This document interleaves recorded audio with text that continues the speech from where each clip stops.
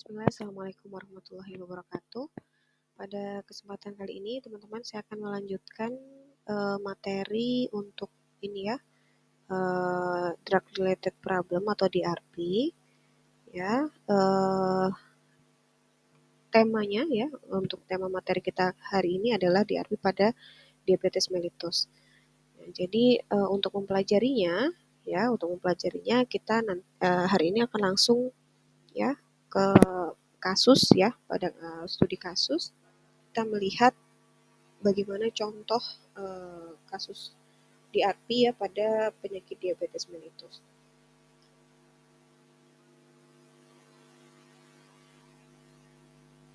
Baik, kasus yang ada di sini seorang pasien berusia 54 tahun, usia dengan berat badan 85 kg dan tinggi 175 cm, merasakan badannya terasa tidak fit, sering lapar meskipun tidak pernah terlambat makan, sering buang air kecil, tetapi tidak terasa sakit.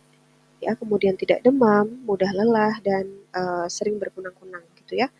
Dari hasil pemeriksaan diketahui tekanan darah pasien ya pada saat pemeriksaan pertama kali adalah 135/80 mm air raksa. Kemudian gula darah puasa 185 mg per desiliter dan gula darah postprandial 225 mg per desiliter. Dokter mendiagnosis bahwa pasien menderita diabetes. Pasien diketahui seorang perokok, ya. Kemudian dokter merekomendasikan kepada pasien untuk menjalani pola hidup sehat, jadi memodifikasi pola hidup ya, pola makan, pola olahraga, melakukan lifestyle modification ya. Kemudian dokter juga merekomendasikan pasien melakukan olahraga secara teratur. Setelah 1 bulan, pasien kembali kontrol ke dokter dan melakukan pemeriksaan dengan hasil sebagai berikut. Untuk hasil tanda-tanda vitalnya, tekanan darahnya tinggi 155/95 mm air raksa, kemudian heart rate-nya 96 kali per menit, dan juga respiration rate-nya 21 kali per menit. Jadi ini pasien ceritanya ya, pasien sudah pernah periksa pertama kali, kemudian ini kontrol kembali ke dokter, dilakukan pemeriksaan kembali begitu ya. Kemudian untuk pemeriksaan laboratoriumnya, kita lihat ya teman-teman, untuk pemeriksaan laboratoriumnya di sini GDP atau gula darah puasa. Pemeriksaan gula darah puasa itu artinya pasien diminta untuk puasa terlebih dahulu minimal 12 jam. Normalnya 70 sampai 110 ya. Nah, untuk hasil yang hasil yang pemeriksaan pada pasien 180 mg per desiliter. Artinya ini lebih tinggi daripada kadar normalnya. Kemudian pemeriksaan gula darah 2 jam PP atau tadi yang disingkat GDPP. Ya, ini adalah pemeriksaan kadar glukosa darah 2 jam setelah ada asupan glukosa, bisa setelah makan ya, diberikan makan, atau pasien diminta untuk mengkonsumsi atau meminum biasanya ya larutan yang sudah didesain sedemikian rupa kadar glukosanya ya, kemudian dicek setelah 2 jam GDPP-nya normalnya kurang dari 200. Hasil pasien GDPP pasien adalah 230 mg per desiliter. Kemudian HbA1c ya, HbA1c kalau teman-teman ingat ya, ini adalah salah satu parameter yang harus diperiksa pada pasien diabetes mellitus ya. HbA1c ini bisa memberikan gambaran apakah misalnya ya terapi diabetes mellitus yang diberikan kepada pasien itu efektif atau tidak. Juga bisa menggambarkan apakah pasien patuh minum obat atau tidak gitu ya. Jadi HbA1c itu kadar normalnya kurang dari 6,5%, sedangkan HbA1 pasien adalah 8,7%. Jadi yang saya merahin di sini ini adalah kadar-kadar yang tidak normal ya teman-teman. Kemudian kolesterol totalnya ini borderline-nya atau nilai normalnya adalah kurang dari 200, sedangkan hasil pemeriksaan pasien adalah 199 mg per desiliter. Ya, dari sini kita bisa lihat ya teman-teman, ini cukup tinggi ya, mendekati nilai normalnya. Kemudian LDL-nya harusnya kurang dari 130, LDL pasien 125. Kemudian HDL-nya harusnya lebih dari 40 mg per desiliter. Hasil pemeriksaan pada pasien, HDL-nya 47 mg per desiliter. Ini cukup rendah ya. Nah, sedangkan untuk trigliseridanya ini harusnya kurang dari 150, trigliserid pasien 320 mg per desiliter. Jadi untuk kolesterol itu kolesterol total, LDL, HDL, dan juga trigliserid ini menggambarkan apakah pasien menderita atau mengalami gangguan lipid atau tidak, gitu ya. Kalau kita lihat di sini parameter normalnya untuk kolesterol total, LDL, dan juga trigliserid ini harus kurang dari ya, harus kurang dari. Sedangkan untuk HDL ini harus lebih dari 40, sehingga semakin besar angkanya maka semakin baik. Kemudian dilakukan juga pemeriksaan fungsi ginjal, tentunya menggunakan parameter serum kreatininnya ya. Ini diketahui pemeriksaan ginjalnya dalam batas normal. Nah, di sini yang merah-merah ini yang tidak, ya kadar yang tidak normal ya teman-teman. Nantinya data ini, data hasil pemeriksaan laboratorium, kemudian juga TTV itu bisa kita tuliskan pada poin objektif ya, objektif. Nah, kemudian diketahui dari kasus riwayat keluarga pasien, ini ayah menderita diabetes mellitus tipe 2 dan meninggal karena stroke, kemudian nenek memiliki riwayat penyakit diabetes mellitus, saudara perempuan yang mengalami dislipidemia. Nah, ini bisa menjadi salah satu faktor resiko ya pasien mengalami diabetes mellitus. Nah, penyakit diabetes mellitus sendiri itu merupakan penyakit dikatakan penyakit genetik ya, memang apabila salah satu anggota keluarganya ada yang menderita diabetes mellitus, maka besar kemungkinan atau besar resiko pasien juga menderita diabetes mellitus. Kemudian dari hasil pemeriksaan ini dokter mendiagnosis pasien mengalami diabetes mellitus tipe 2 dan juga hipertensi.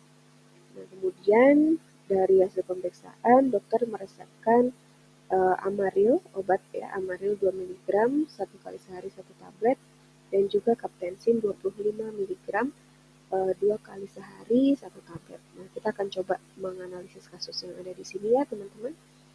Yang pertama, kita lihat.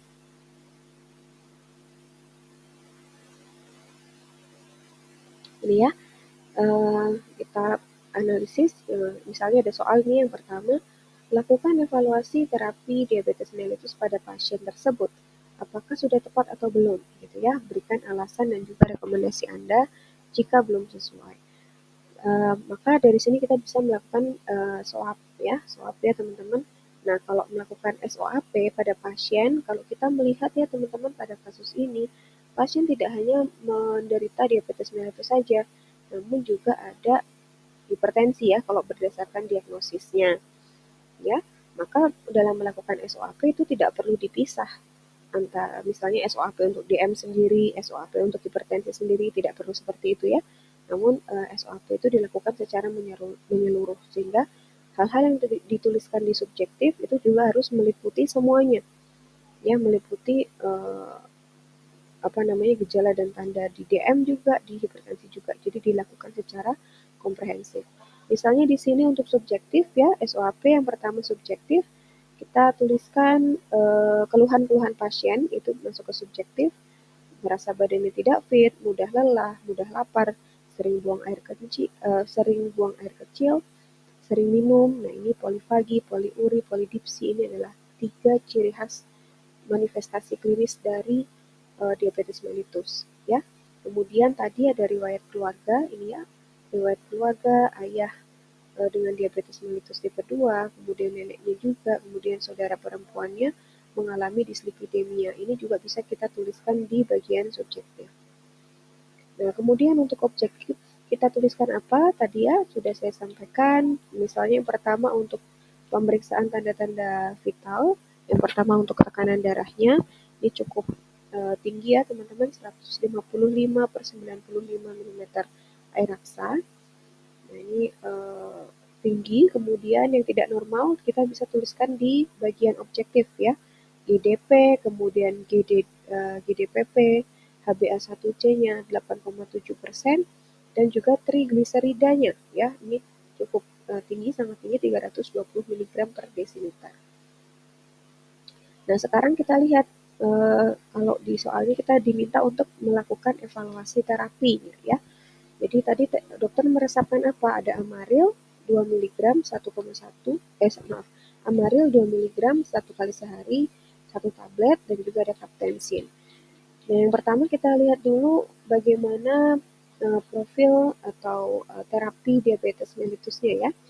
Nah, teman-teman, ini adalah salah satu algoritma yang saya ambil dari Dipiro.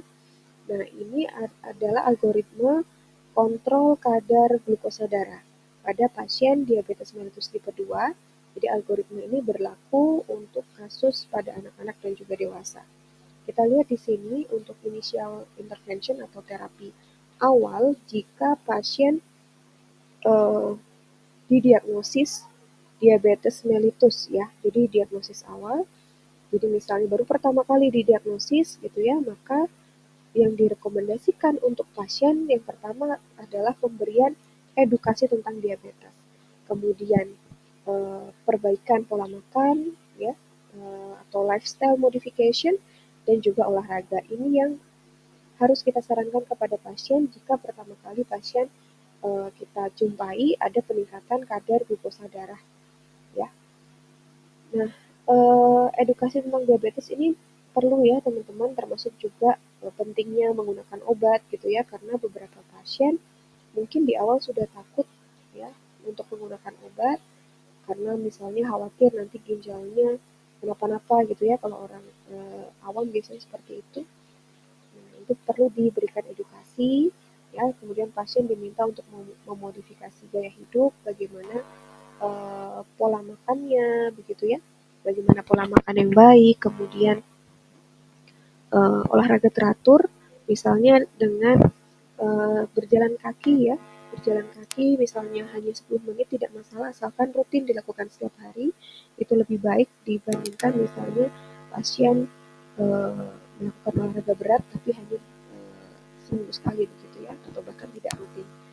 Nah, kemudian dari perbaikan pola hidup, lifestyle modification tersebut, kita evaluasi ya, kita evaluasi apakah mencapai target atau tidak. Jadi setelah 1 bulan ya, setelah 1 bulan kembali diminta untuk periksa ya, targetnya apakah HbA1c-nya itu kurang dari 6,5%, kemudian GDP-nya itu kurang dari 110 mg per desiliter, kemudian GDPP-nya berada pada rentang 140 sampai 180 mg per desiliter. Nah, untuk HbA1c itu sebetulnya bisa dilakukan pemeriksaan setiap 3 bulan ya. Nah, setelah itu kita lihat apabila dengan lifestyle modification ternyata tidak ada perbaikan ya pada kadar target ini tadi, HbA1c-nya tetap tinggi, GDP dan GDPP-nya tetap tinggi gitu ya, maka kita boleh mulai mempertimbangkan untuk memberikan terapi farmakologi.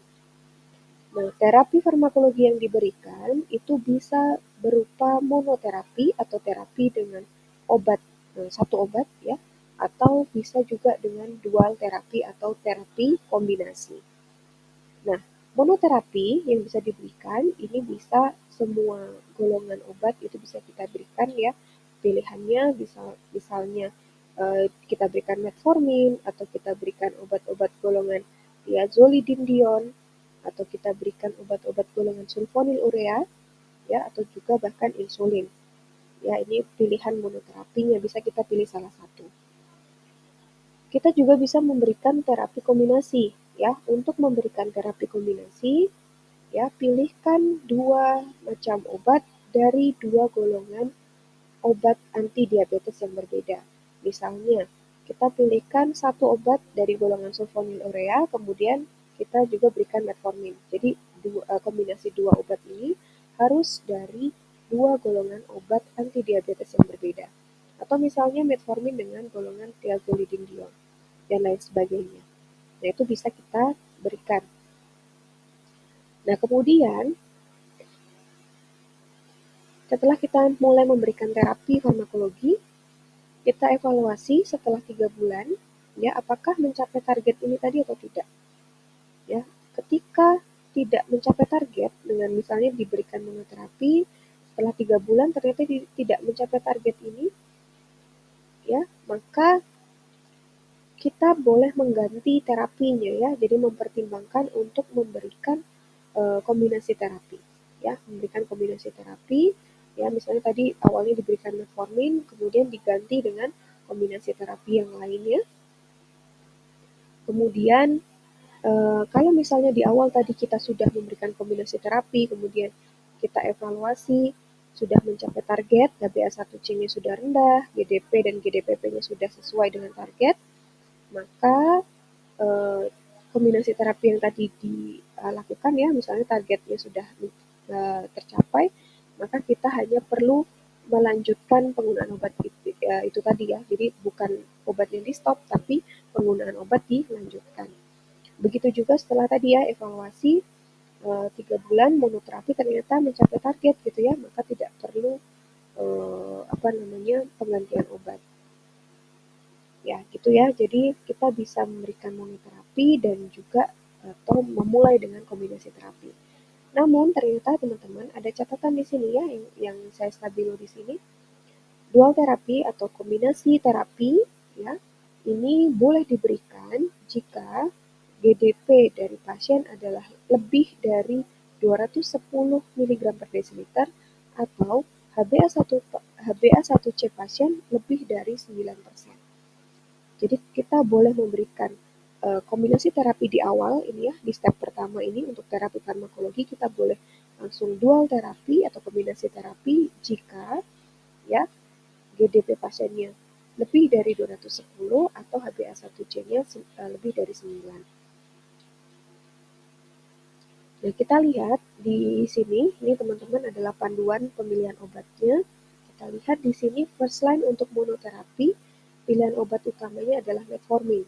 Kecuali memang ada kontraindikasi pada pasien, ya, misalnya pasien yang alergi, gitu, ya, maka kita bisa pilihkan obat yang lainnya. Nah, metformin ini secara efikasi kita lihat efikasinya tinggi, kemudian resiko efek samping hipoglikemi, teman-teman, kalau pada kondisi diabetes mellitus itu kan terjadi hiperglikemia, ya, kadar glukosa dalam darah itu meningkat. Oleh karena itu diberikan obat-obat antihipertensi dengan harapan bisa membantu menurunkan kadar glukosa di dalam darah. Nah, tapi, ya, ada beberapa obat antihipertensi yang bisa menurunkan dengan sangat cepat, ya, sehingga menimbulkan resiko hipoglikemia, ya, kadar glukosa dalam darahnya terlalu rendah. Nah, untuk metformin ini resiko hipoglikemianya itu rendah, ya. Kemudian bagaimana terhadap resiko terhadap peningkatan berat badannya? Nah, ini terhadap berat badan metformin bisa membantu menurunkan berat badan, ya, sehingga ini cocok untuk pasien-pasien yang obesitas gitu, ya, atau overweight. Ini cocok diberikan metformin karena bisa membantu menurunkan berat badan. Berdasarkan literatur, metformin ini memiliki efek menurunkan nafsu makan. Kemudian efek sampingnya ini ke arah gastrointestinal, gangguan gastrointestinal. Kemudian dari sisi biaya ini juga cukup relatif terjangkau. Nah, kemudian apabila ternyata pasien harus mendapatkan dual terapi atau terapi kombinasi, ini ternyata yang direkomendasikan adalah mengkombinasikan metformin, ya, mengkombinasikan metformin dengan obat-obat golongan lainnya. Misalnya, kita bisa pilih metformin dengan sulfonylurea kah, ya, sulfonylurea seperti glimevirid, glibenclamid gitu, ya. Atau kita juga bisa kombinasikan pilihan yang lain metformin dengan thiazolidinediol atau metformin dengan golongan DPP-4 inhibitor dan lain sebagainya. Ya, secara efikasi Ini ya kalau kita melihat yang efikasi paling tinggi adalah insulin gitu ya. Maka misalnya mau memulai kombinasi terapi, boleh kita mempertimbangkan kombinasi metformin dengan insulin. Kemudian kalau efek samping terhadap hipoglikemi seperti apa? Ini ternyata dari semua obat yang ada di sini, ya, dari semua obat yang ada di sini, resiko hipoglikeminya paling tinggi ada di insulin dan juga moderate di sulfonylurea. Maka harus hati-hati ya untuk obat yang resiko hipoglikeminya tinggi, hipoglikemi itu lemas gitu ya, pasien masa lemas, maka kita harus mengedukasi juga kepada pasien bagaimana mengatasi hipoglikemi dengan cepat ya. Jadi biasanya kalau memang pasien setelah minum obat merasakan lemas begitu ya, itu bisa langsung konsumsi permen gitu. Atau kadang-kadang ya pasien diabetes itu takut makan ya, takut makan karena takut glukosa darahnya tinggi. Nah, maka banyak kasus dijumpai pasiennya nggak makan, ya, tidak makan sama sekali, namun pasien tetap mengkonsumsi obat sehingga resiko hipoglikeminya akan meningkat. Nah, maka kita juga perlu melakukan edukasi kepada pasien untuk tetap makan ya, jangan takut makan ya, karena memang untuk kadar glukosa darahnya akan terkontrol dengan penggunaan obat. Kemudian resiko peningkatan berat badannya seperti apa? Nah, ini kita lihat ya, yang beberapa ada yang gain, ya, gain di sini menunjukkan obat-obat ini, misalnya sulfonylurea ini memiliki efek samping peningkatan berat badan, sehingga untuk obat-obat yang bisa meningkatkan berat badan ini tidak cocok atau tidak tepat jika kita berikan ya untuk pasien-pasien dengan kondisi obesitas ataupun overweight. Kemudian side effect-nya hipoglikemi ini yang paling nampak ya pada sulfonylurea dan juga insulin. Kemudian untuk cost-nya atau biayanya ini untuk sulfonylurea ini cukup terjangkau. Kalau insulin ini masih macam-macam ya, ada yang murah, ada yang mahal begitu. Nah, kalau memang dengan kombinasi terapi dua macam obat ini tidak tercapai targetnya, maka kita bisa pertimbangkan untuk memberikan kombinasi 3 obat. Nah, kalau dengan 3 obat juga tidak tercapai targetnya, kita bisa pertimbangkan untuk memberikan anti diabetes yang injeksi ya, misalnya dengan insulin. Kemudian ini teman-teman adalah perbandingan farmakologi ya, profil farmakologi dari obat-obat anti diabetes. Ya, misalnya di sini kita lihat biguanid, ya, biguanid ini misalnya metformin,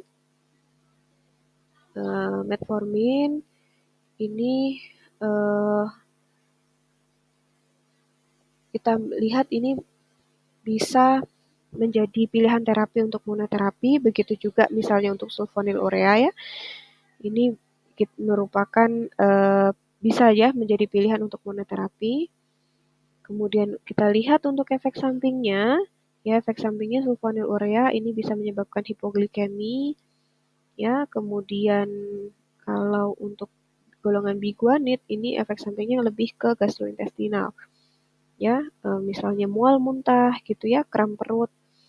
Kemudian kita lihat lagi untuk kontraindikasinya, kita bandingkan biguanid dengan sulfonylurea ya. Ini kontraindikasi biguanid adalah untuk pasien-pasien dengan gangguan ginjal, ya. Kemudian sama ya, begitu juga untuk golongan sulfonylurea.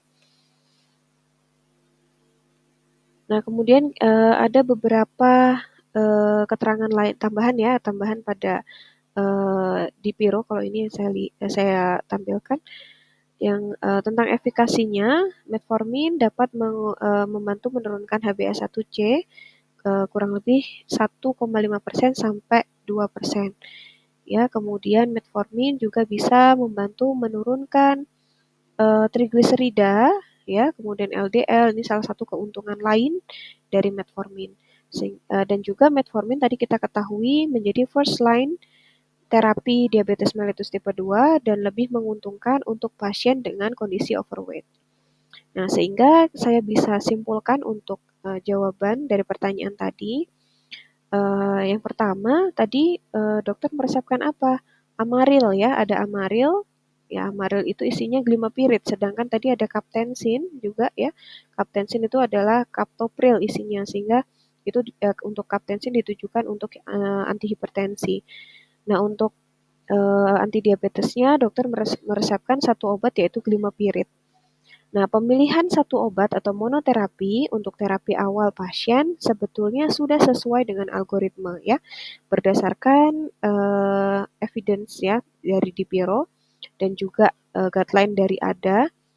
Kombinasi dua obat dipilih sebagai terapi awal jika glukosa darah puasa pasien lebih dari 210 atau HbA1c-nya 9%. Sedangkan pada pasien kita, GDP-nya tidak mencapai 210 dan HbA1c-nya juga belum mencapai 9%.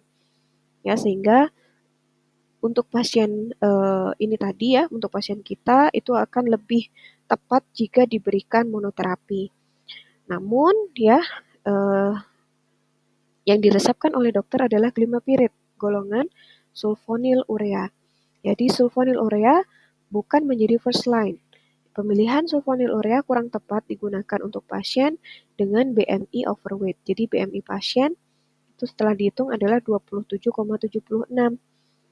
Ya, dihitungnya dari mana? Tadi diketahui ya berat badannya, kemudian tinggi badannya, kita bisa melakukan perhitungan BMI-nya berapa. Nah, pasien kita ini overweight gitu ya, sehingga penggunaan sulfonylurea ini kurang tepat. Dan di sisi lain tadi ya metformin, tadi ada beberapa keuntungan. Maka bagian ini ya, ini kita bisa tuliskan di assessment ya, kita bisa tuliskan di assessment. Kita temukan di RP ya teman-teman, yaitu pemilihan obat yang tidak tepat. Kemudian planningnya apa? Kita berikan metformin misalnya. Kenapa? Karena metformin tadi berdasarkan beberapa algoritma dia merupakan first line terapi ya, merupakan first line terapi, memang terapi pilihan pertama dan memiliki beberapa keuntungan, yaitu tadi ya BMI pasien termasuk kategori overweight, sedangkan metformin memiliki kelebihan tadi ya, mampu menurunkan berat badan pasien. Namun demikian, ini ya teman-teman bukan berarti kita bisa menyalahgunakan metformin untuk obat-obat diabetes gitu ya. Ini harus hati-hati. Kemudian metformin, tadi saya mungkin salah menyampaikan ya, metformin jangan sampai disalahgunakan untuk obat-obat diet gitu ya. Nah, ini yang sering terjadi di masyarakat. Kemudian metformin juga bisa menurunkan HbA1c 1,5 sampai 2%. Dan keuntungan yang lainnya, metformin juga bisa membantu menurunkan kadar trigliserida dan juga LDL ya 8 sampai 15%. Juga bisa meningkatkan kadar HDL sebanyak kurang lebih 2% gitu ya. Nah, ini cocok dengan kondisi pasien yang tadi kita ketahui adanya dislipidemia ya, ada peningkatan trigliserida. Metformin yang diberikan, kita tidak boleh hanya memberikan saran obatnya, namun juga harus kita sampaikan rekomendasi berapa dosis dan frekuensi penggunaannya. Metformin dosis 500 mg dengan frekuensi penggunaan 2 kali sehari 1 tablet. Nah, ini adalah untuk assessment-nya, sedangkan yang rekomendasi ini kita bisa tuliskan di bagian planning ya, di bagian planning. Nah, teman-teman, ini adalah DRP yang kita temukan di kondisi atau permasalahan diabetes mellitus yang dialami oleh pasien.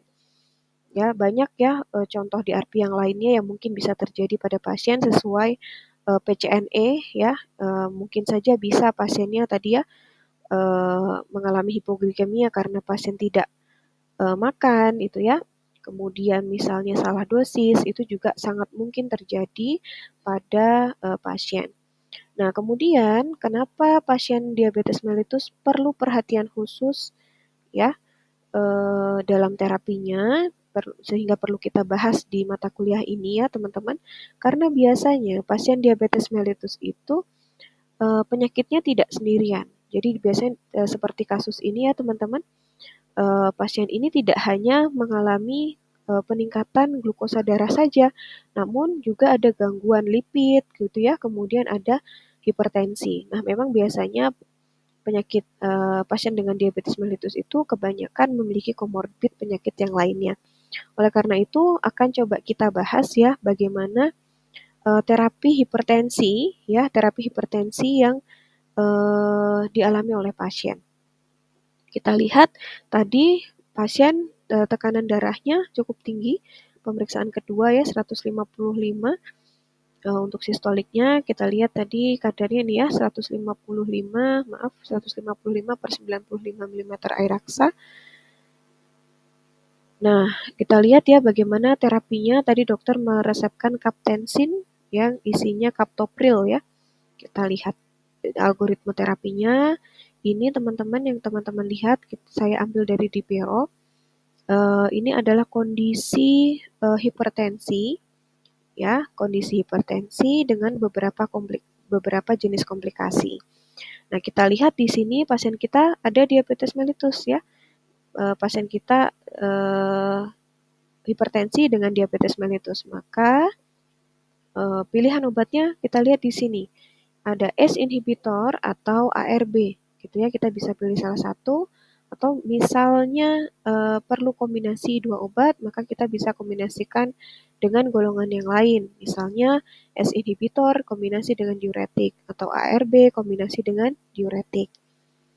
Kalau misalnya ternyata dengan diuretik itu ada kontraindikasi atau ada permasalahan yang lainnya, maka kita bisa gunakan obat antihipertensi yang lainnya. Namun, first line terapi untuk kondisi hipertensi dengan penyakit penyerta diabetes mellitus adalah ACE inhibitor ya, atau juga bisa digunakan ARB. Nah, misalnya pada kasus lainnya ada kondisi hipertensi dengan chronic kidney disease atau penyakit ginjal gitu ya, maka pilihan obatnya adalah ini. Nah, seperti itu cara membaca algoritma ini. Kemudian, ini beberapa keterangan tambahan tentang ACE inhibitor. Di sini dikatakan ACE inhibitor dan ARB ini bisa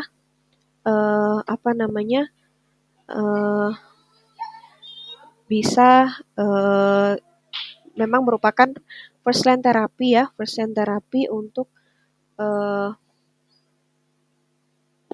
terapi hipertensi ya, dengan gangguan atau first line terapi hipertensi dengan penyakit penyerta diabetes mellitus.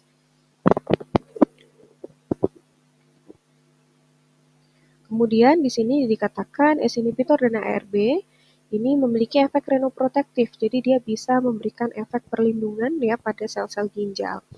Ini salah satu keuntungan juga dari penggunaan ACE inhibitor ya pada pasien hipertensi dengan diabetes mellitus.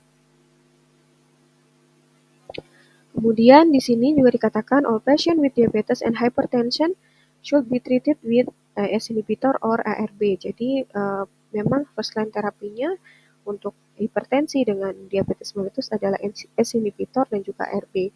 Dikatakan di sini bahwa ACE inhibitor ini bisa menurunkan resiko keparahan penyakit kardiovaskular. Kemudian kita lihat di sini teman-teman, ternyata ada beberapa obat ya yang bisa membantu atau mengintervensi gitu ya, ada berkaitan dengan penurunan atau kontrol kadar glukosa dalam darah.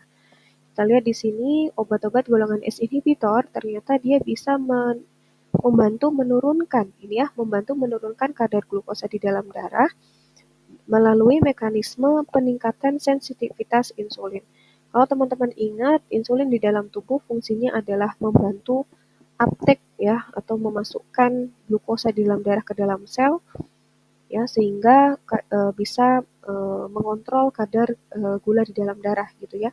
Nah, penggunaan ACE inhibitor ini diketahui ternyata dapat meningkatkan sensitivitas dari insulin ya, sehingga bisa membantu menurunkan kadar glukosa di dalam darah. Kalau kita lihat beberapa obat anti hipertensi yang lain, misalnya di sini ada diuretik. Nah, ternyata diuretik ini bisa meningkatkan kadar glukosa di dalam darah. karena diuretik bisa meningkatkan resistensi atau bisa menyebabkan resistensi insulin. Jadi insulinnya tidak dapat bekerja. Begitu juga dengan beta blocker, ini juga bisa meningkatkan kadar glukosa di dalam darah dengan melalui mekanisme menurunkan produksi insulin dari sel beta pankreas. Sehingga menjadi keuntungan kembali ya penggunaan ACE inhibitor untuk mengatasi hipertensi pada pasien. Ini juga bisa membantu menurunkan kadar glukosa darah dari pasien. Kemudian ini rekomendasi obatnya, rekomendasi dosis dan frekuensi penggunaannya. Kalau misalnya tadi ya kita gunakan captopril, maka range dosisnya adalah 25 sampai 150 mg per hari, bisa digunakan 2 sampai 3 kali sehari. Kemudian ini untuk monitoringnya ya, monitoring dan cara penggunaannya kita lihat pemakaian di sini ya, pemakaian captopril ini absorpsinya bisa menurun dengan adanya makanan. Oleh karena itu kita perlu edukasi kepada pasien bahwa minum obat captoprilnya itu adalah dalam keadaan perut kosong atau sebelum makan. Kemudian monitoring captopril, monitoring efek sampingnya, ini perlu juga ya teman-teman. Jadi kalau kita melakukan evaluasi pengobatan pasien, jangan hanya sampai pada rekomendasi terapi atau kita menemukan DRP terus udah gitu ya. Harus sampai monitoring ya. Monitoring ada dua, monitoring efektivitas dan juga monitoring efek samping. Untuk efek samping captopril yang sering muncul adalah kondisi hiperkalemi. Ya, ini bisa kita monitoring dengan pemeriksaan darah lengkap, kemudian juga apakah muncul batuk kering ya pada pasien. Nah, sehingga resume atau kesimpulan untuk jawaban nomor 2, kita bisa tuliskan di bagian assessment ya teman-teman. Sekali lagi untuk menuliskan SOAP tidak perlu dipisah, jadi kita bisa tuliskan ya untuk terapi hipertensi, tadi dokter meresepkan Captensin, yang mana Captensin itu isinya adalah captopril. Captensin itu merek dagang ya. Captopril merupakan golongan ACI ya, ACE inhibitor. Dan berdasarkan guideline, ACE inhibitor ataupun ARB merupakan first line terapi hipertensi dengan penyakit penyerta diabetes mellitus. Dan ACE inhibitor memiliki keuntungan efek renoprotektif ya, kemudian menurunkan risiko keparahan kardiovaskular dan juga menguntungkan untuk penyakit diabetes yang dialami oleh pasien karena bisa meningkatkan sensitivitas dari insulin. Kemudian captopril digunakan pada perut kosong ya, pada keadaan perut kosong karena absorpsinya bisa menurun dengan adanya makanan, sehingga ini perlu disampaikan pada saat kita melakukan konseling kepada pasien. Untuk monitoringnya, efektivitasnya kita lihat tentunya kita kontrol tekanan darah pasiennya apakah menurun atau tidak. Kemudian untuk monitoring efek sampingnya kita lihat apakah selama pengobatan pasien timbul batuk kering atau mengalami hipotensi atau hiperkalemi atau tidak. Nah, ini adalah untuk terapi antihipertensi yang dialami oleh pasien ya, sehingga dari jawaban ini kita bisa menyimpulkan bahwa untuk antihipertensi tidak ditemukan adanya DRT begitu ya.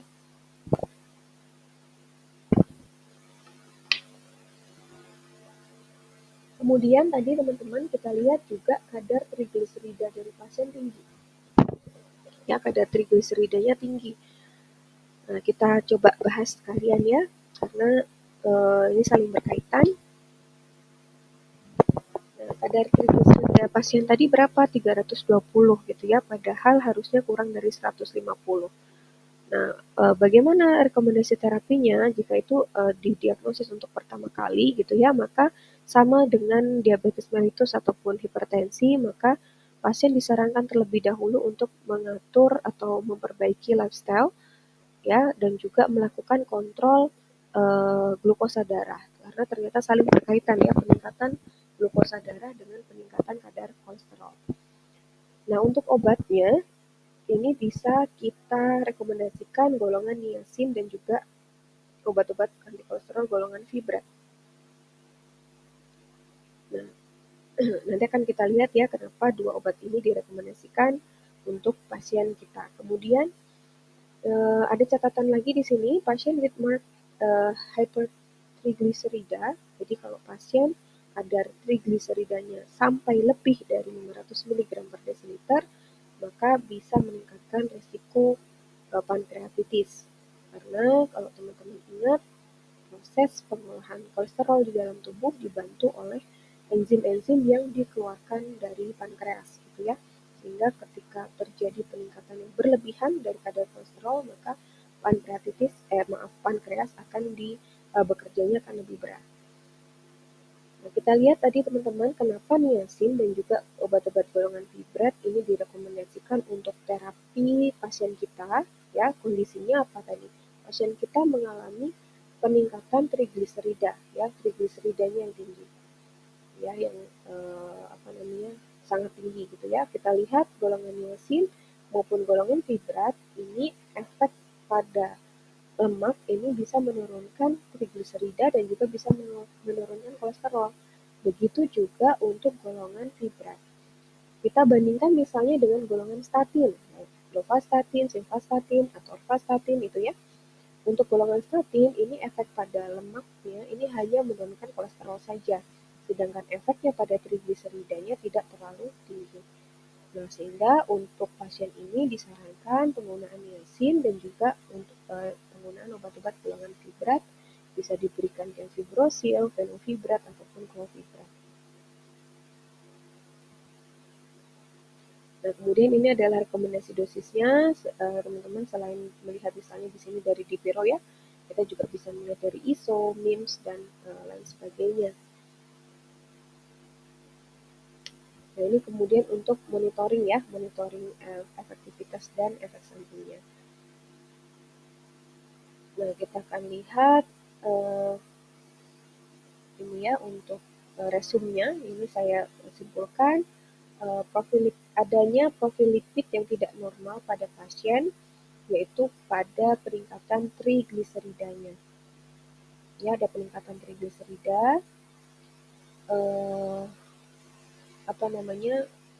Di sisi lain ya, peningkatan trigliseridanya di sini kalau kita melihat pada kasus di atas tadi belum ada rekomendasi terapinya, sehingga muncul di arti di sini ya teman-teman bahwa ada indikasi yang belum diterapi.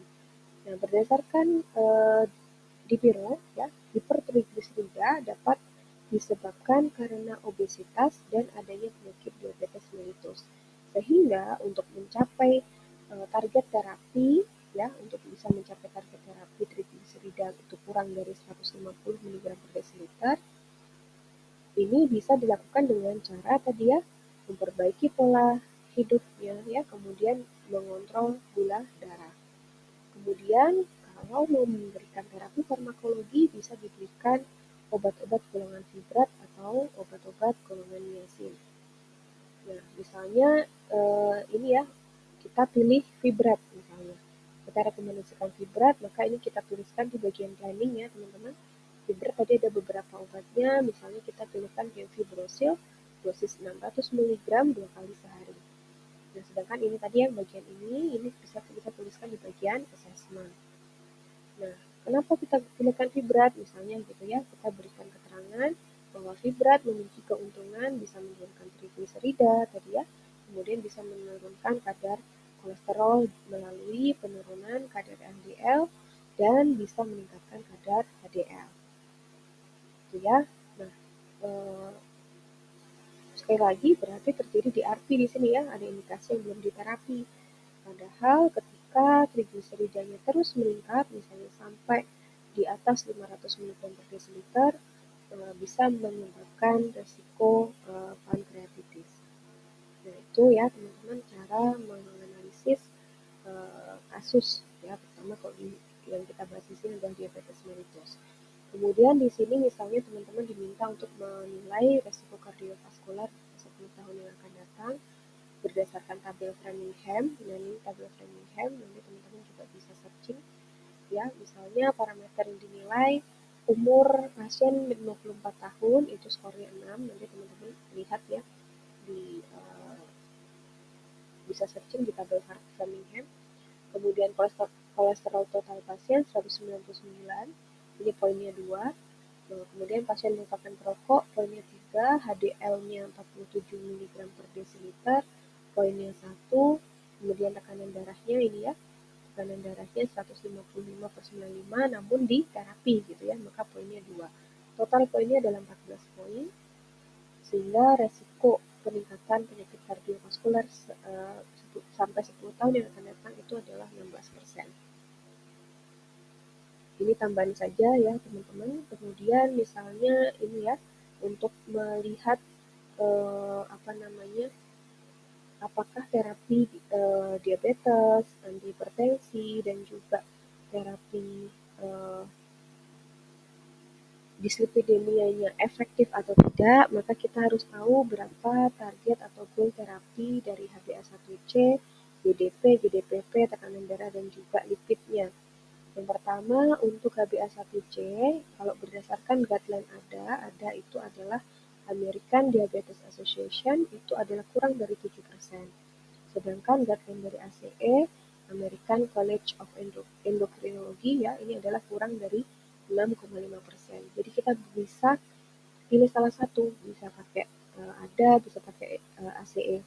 Masih banyak lagi ya literatur ya tentang algoritma dan juga parameter-parameter ini. Kita bisa pilih salah satu. Jadi ada perbedaan ya, kalau dari ADA GDP-nya 90 sampai 130, untuk ACE kurang dari 100. Nah, kita bisa pilih salah satu.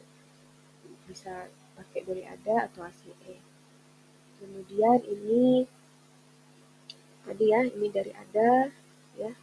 Ada tahun 2014 dan ada tahun 2015, ini ada perubahan di sini. Kalau di tahun 2014 ini GDP-nya 70 sampai 130, di tahun 2015 ada peningkatan ya, batas normalnya 80 ya, bukan lagi 70, jadi lebih tinggi 80 sampai 130. Jadi biasanya asosiasi-asosiasi ini mengeluarkan algoritma ya teman-teman, yang mana biasanya ada perubahan setiap tahunnya berdasarkan evidence base. Kemudian selain HbA1c, kita juga harus kontrol tekanan darah pasien. Targetnya pasien diabetes dengan hipertensi, tekanan darahnya targetnya kurang dari 140/80. Kemudian kadar lipidnya, pasien diabetes dengan kondisi dislipidemia, LDL-nya harus kurang dari 100. Nah, ini tadi ya teman-teman, memang banyak kasus ya DM, itu pasien-pasien DM yang juga menderita hipertensi, kemudian juga menderita dislipidemia. Kemudian ini dari literatur yang lain, saya ambil dari Harrison ya. Dari Harrison ini HbA1c-nya kurang dari 7%. Kemudian untuk GDP-nya sama seperti dari ADA tadi ya. Kemudian blood pressure-nya targetnya kurang dari 130/80. LDL, HDL, triglyceridanya ini ya. Ini target-target yang harus dicapai pada terapi diabetes mellitus dengan penyakit penyerta hipertensi dan juga dislipidemia.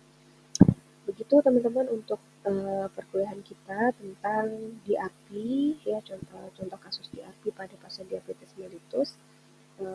Pastinya kategori DRP yang ada di PCNE itu bisa saja terjadi pada pasien diabetes mellitus. Dalam kasus yang kita pelajari hari ini, ya, DRP yang terjadi pada pasien diabetes mellitus adalah pemilihan obat yang tidak tepat ya. Jadi sebaiknya first line terapinya adalah metformin, namun pasien diberikan golongan sulfonylurea yaitu glimepiride yang tidak sesuai dengan kondisi pasien. Mungkin itu yang bisa saya sampaikan untuk hari ini. Apabila teman-teman ada pertanyaan, boleh nanti disampaikan langsung kepada saya, atau juga teman-teman bisa tuliskan di kolom komentar. Terima kasih untuk perhatiannya. Semoga ilmunya bermanfaat. Saya akhiri. Assalamualaikum warahmatullahi wabarakatuh.